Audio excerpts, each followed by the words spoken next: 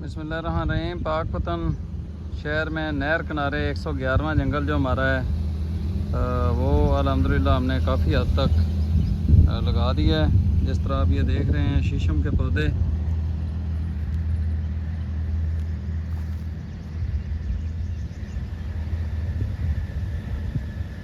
ये पूरी लाइन इसी तरह लग गई है। इसी तरह इस साइड में ये लाइन लग गई है। तो पानी एक लगा दिया हमने पहला, उसके बाद अभी फिर जाने से पहले हम इनको अच्छे तरीके से भर के जाएंगे। पानी से नाली बनाई है, पानी का बड़ा बड़ा खड्डा बनाया है। जिस तरह आप ये देखें, इसके अंदर काफ़ी सारा पानी आ जाएगा।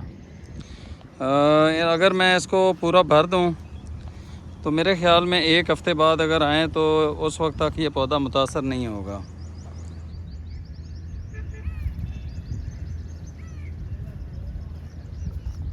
सुबह 6 बजे आए थे और अभी 10 बज गए हैं।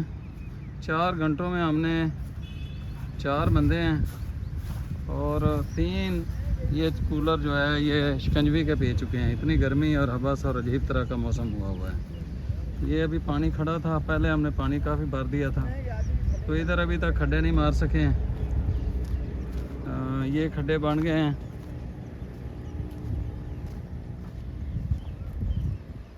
इससे आगे जो है वो शीशम लगाई जा चुकी है। एक लाइन वो जा रही है और एक ये है, 2 लाइनें हैं।